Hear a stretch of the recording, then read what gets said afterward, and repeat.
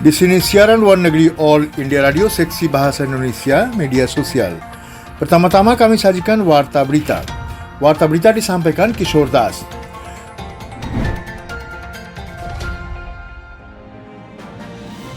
Perdana Menteri Jepang mengatakan Olimpiade Tokyo yang tertunda akan dilanjutkan pada tahun 2021. Perdana Menteri Jepang Yoshihide Suga mengatakan bahawa Olimpiade Tokyo yang tertunda akan dilanjutkan pada bulan Juli.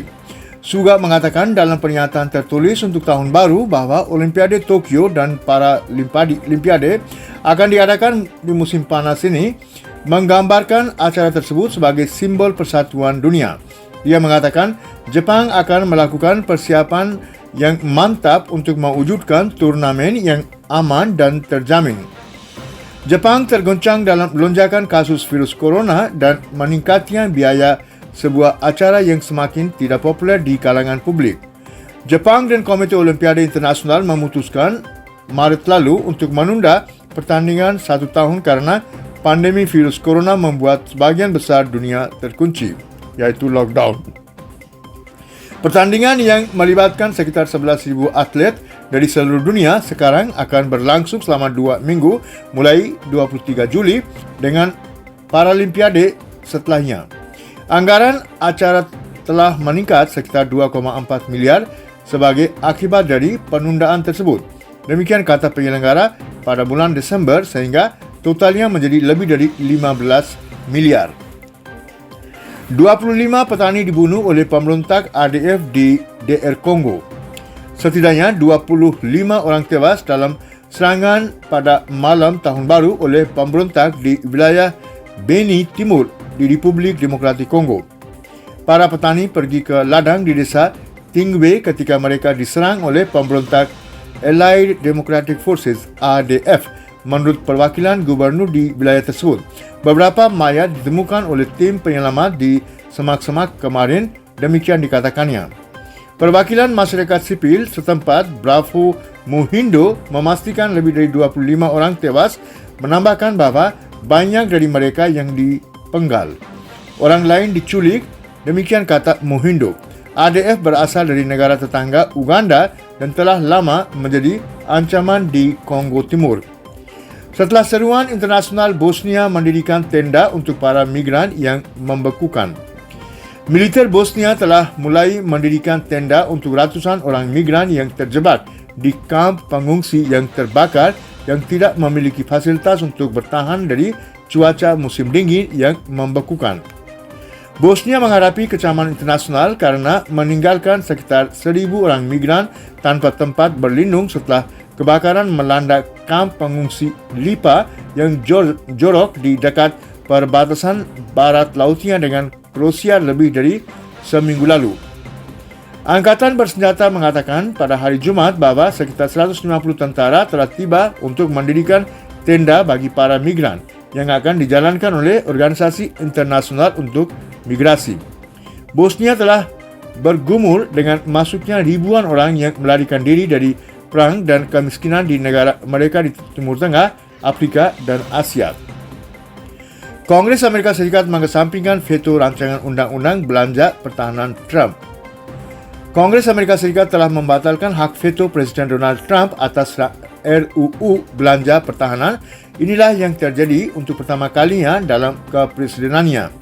Dalam sesi hari tahun baru yang langka, Senat memberikan suara 81 hingga 13 untuk mencapai 2/3 mayoritas yang diperlukan untuk mengesampingkan veto Trump atas Undang-Undang Otorisasi Pertahanan Nasional. Demokrat dan Republik bergabung bersama untuk mendukung RUU Pertahanan sebesar 740 miliar yang menetapkan arah militer dan strategis Amerika Serikat untuk tahun depan. Itu datangnya hanya 2 hari sebelum Kongres Amerika Serikat yang baru akan. Dalang serangan Universitas Kabul divonis hukuman mati. Mahkamah Agung Afghanistan telah menjatuhkan hukuman mati terhadap Muhammad Adil, iaitu dalang serangan Universitas Kabul. Kementerian Dalam Negeri mengatakan 5 kolaborator lainnya dari penyerangan itu dijatuhi hukuman penjara dengan tuduhan makar, pemindahan bahan peledak dan kerjasama dengan ISIS. Pada 2 November, setidaknya 22 orang tewas dan lebih dari 40 luka-luka setelah 2 orang pria bersenjata menyerang Universitas Kabul. Pasukan Angkatan Darat Pakistan memulai penembakan tanpa alasan dan tanpa provokasi untuk kedua kalinya dalam sehari di sepanjang garis LOC di sektor Nowshera. Pejabat Humas Pertahanan Kolonel Devinder Anand mengatakan pasukan Pakistan kembali melanggar gencatan senjata di sepanjang garis LOC di sektor Nowshera pada malam hari sekitar pukul 17.30. Pasukan Angkatan Darat India yang waspada menjaga pagar membalas dengan tepat dengan kaliber yang sama untuk membungkam senjata pasukan tentara Pakistan. Sementara itu, Naib Subedar Ravinder yang terluka parah dalam insiden itu kemudian meninggal dunia karena luka-lukanya dan menjadi martir. Tingkat pemulihan COVID-19 meningkat menjadi 96,08%. Tingkat pemulihan COVID-19 di negara ini telah meningkat menjadi 96,08% karena lebih dari 23,000 pasien COVID pulih selama 24 jam terakhir. Kementerian Kesehatan mengatakan jumlah total pemulihan telah mencapai lebih dari 9.883.000. Saat ini jumlah kasus aktif di negara ini adalah sekitar 254.000. Selama 24 jam terakhir, 20.036 kasus baru dilaporkan membuat jumlah total kasus positif di negara ini menjadi lebih dari 10.200.000. Selama 24 jam terakhir, 256 kematian dilaporkan yang membuat korban menjadi 148.994. Uji coba nasional untuk vaksinasi COVID-19 akan dilakukan hari ini. Uji coba nasional untuk vaksinasi COVID-19 akan dilakukan hari ini. Uji coba pada dasarnya adalah sesi latihan di mana sejumlah sampel penerima manfaat akan melalui proses imunisasi tiruan. Latihan ini bertujuan untuk menguji kesiapan peluncuran vaksin. Uji coba hari ini akan dilakukan di semua negara bahagian dan wilayah Uni. Setiap negara bahagian dan wilayah Uni telah selain staf dari pusat vaksinasi yang ditunjuk, uji coba akan melihat partisipasi kelompok pekerja kesehatan terpilih sebagai penerima vaksin uji. Setiap pusat akan mengidentifikasi 25 penerima uji untuk percobaan. Menteri Kesehatan Harshvardhan memimpin pertemuan tingkat tinggi kemarin untuk meninjau kesiapan untuk uji coba. Pemerintah memutuskan untuk melanjutkan penerbangan antara India dan Inggeris mulai 8 Januari. Pemerintah telah memutuskan untuk melanjutkan penerbangan antara India dan Inggeris mulai tanggal 8 bulan ini. Layanan ini ditangguhkan bulan lalu untuk mencegah penyebaran jenis baru dari COVID-19 yang ditemukan baru-baru ini di Inggris. Menteri Penerbangan Sipil Hardeep Singh Puri mengatakan hanya 30 penerbangan per minggu yang akan beroperasi antara India dan Inggris hingga 23 Januari. Operator India dan Inggris masing-masing akan mengoperasikan 15 penerbangan per minggu selama periode ini ke dan dari Delhi, Mumbai, Bengaluru dan Hyderabad saja. Juru bicara Kementerian Luar Negeri mengatakan Kedutaan Besar India di Beijing telah menangani kasus 2 kapalnya yang terjebak di pelabuhan China. India mengatakan kedutaan besarnya di Beijing telah berulang kali menangani kasus MV Jag Anand dan MV Anastasia dengan pihak China meminta agar kapal diizinkan berlabuh dan awaknya diizinkan untuk diganti. Menanggapi pertanyaan media tentang status kedua kapal tersebut, juru bicara Kementerian Luar Negeri Anurag Srivastava mengatakan kapal MV Jag Anand berada di pelabuhan dekat pelabuhan Jingtang di Provinsi Hebei di China dengan 23 warga negara India sebagai awak di dalamnya. Kapal lain yaitu kapal MV Anastasia yang berawak 16 warga negara India sedang berlabuh di dekat pelabuhan Kafodian di China. Srivastava mengatakan pihak berwenang China telah menyampaikan bahwa karena berbagai restriksi terkait COVID-19 yang diberlakukan oleh pihak berwenang setempat, pergantian awak tidak diizinkan dari pelabuhan-pelabuhan ini. Juru bicara mengatakan India telah memperhatikan pernyataan pihak China yang menyatakan kesediaan mereka untuk memberikan bantuan dalam masalah ini.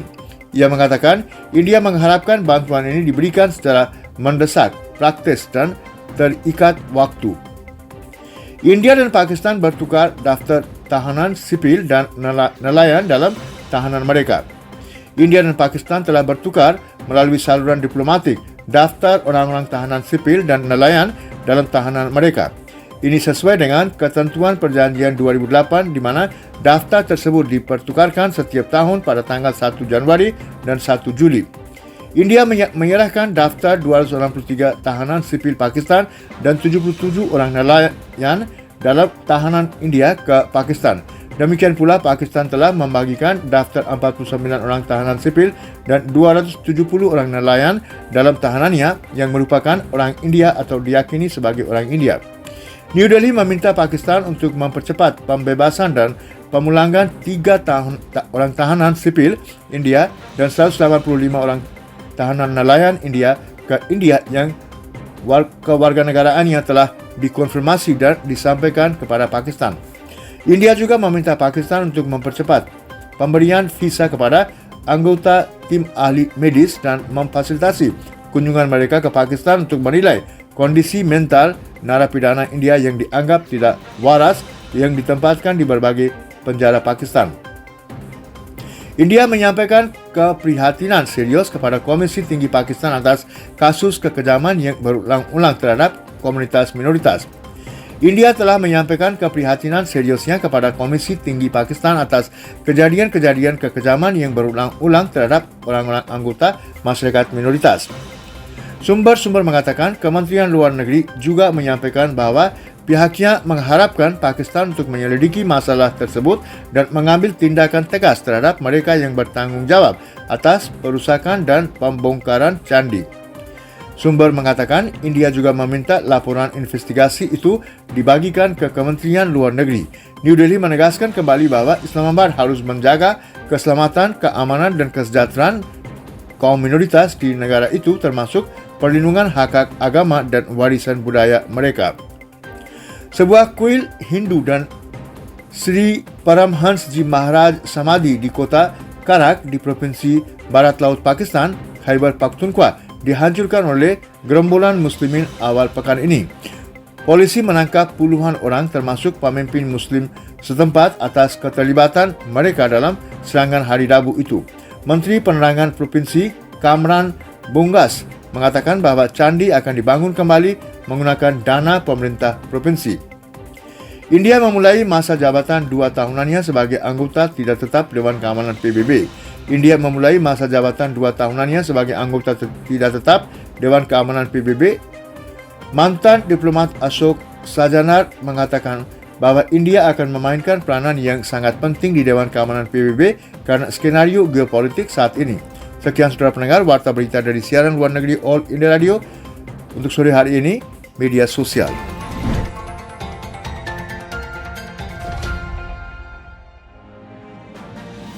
Selanjutnya kami sajikan komentar yang berjudul India memulai ekspor pertahanan.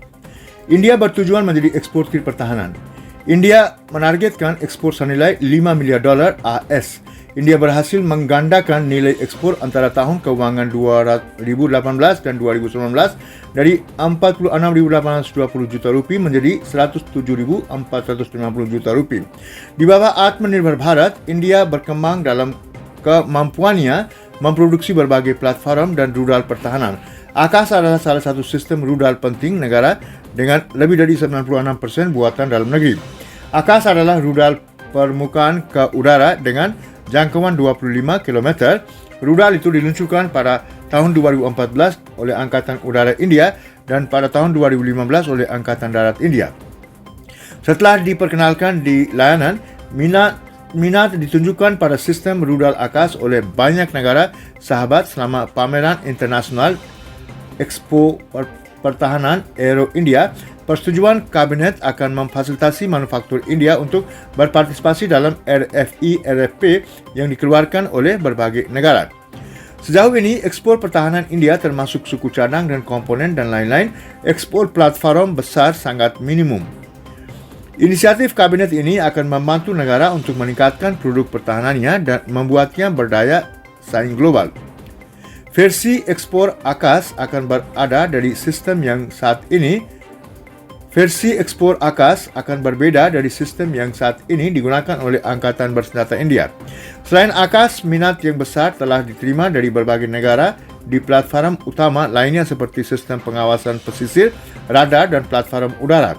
Untuk memberikan persetujuan yang lebih cepat untuk ekspor platform tersebut, sebuah komite yang terdiri dari Raksha Menteri iaitu Menteri Pertahanan, Menteri Luar Negeri dan Penasihat Keamanan Nasional telah dibentuk. Komite ini akan mengizinkan ekspor berikutnya dari platform asli utama ke berbagai negara. Komite juga akan menjajaki berbagai pilihan yang tersedia termasuk rute pemerintah ke pemerintah. Pemerintah India bermaksud untuk mengadakan fokus pada ekspor platform pertahanan bernilai tinggi untuk mencapai target ekspor pertahanan sebesar $5 miliar dan meningkatkan hubungan strategis dengan negara-negara sahabat. Karena pemerintah telah membuka sektor pertahanan bagi perusahaan publik dan swasta sekarang dapat ikut serta dengan investasi dan teknologi, Kementerian Pertahanan telah menandatangani kontrak dengan perusahaan sektor publik Bharat Electronics Limited untuk pengadaan 10 sistem kontrol kebakaran Lynx U2 untuk kapal perang garis depan Angkatan Laut India dengan biaya sebesar RM13,550 juta di bawah kategori beli India di New Delhi. Sistem Lynx telah dirancang dan dikembangkan secara lokal. Ini akan melanjutkan visi Atmanirbhar Bharat dari Perdana Menteri Narendra Modi. Lynx U2 GFCS adalah sistem kontrol penembakan senjata Angkatan Laut yang dirancang untuk memperoleh, melacak dan menyerang target di tengah kekacauan laut. Ia mampu melacak target udara permukaan secara akurat, menghasilkan data target yang diperlukan untuk memprediksi titik bidikan senjata dan melibatkan target. Keterlibatan target dilakukan dengan meriam jarak menengah pendek seperti AK-17 anak Rusia, A-190 dan AK-630 dan SRGM tersedia di kapal. Sistem kontrol penembakan senjata telah dirancang dengan arsitektur terbuka dan dapat diskalakan yang memungkinkan penerapan yang sederhana dan fleksibel dalam berbagai konfigurasi. Sistem ini telah dikembangkan dan dikirim ke Angkatan Laut India dan telah beroperasi selama lebih dari 2 dekade secara memuaskan memenuhi persyaratan taktis kapal Angkatan Laut India dari berbagai kelas seperti kapal perusak, frigat, kapal rudal, korvet dan lain-lain. Sistem ini terus ditingkatkan dan dipribumisasikan telah menjadi fokus utama seiring dengan peningkatan teknologi. Isi asli sistem terus ditingkatkan dari generasi ke generasi untuk menghilangkan ketergantungan pada OEM asing. Sistem ini akan dipasang pada kapal kelas NOPV, Talwar dan TEG. Sistem termasuk radar pelacakan, servo dan modul kontrol senjata telah sepenuhnya dirancang dan dikembangkan oleh perusahaan BAL. Sistem asli akan memastikan waktu kerja maksimum sistem dan menjamin dukungan produk yang sangat baik selama masa penggunaannya. Sistem yang diusulkan dalam kontrak adalah dari generasi keempat dan merupakan sistem yang sepenuhnya asli dikembangkan dalam semangat sejati Atmanirbhar Bharat. Ini akan dikirim oleh perusahaan BAL Bengaluru selama 5 tahun ke depan. Sekian.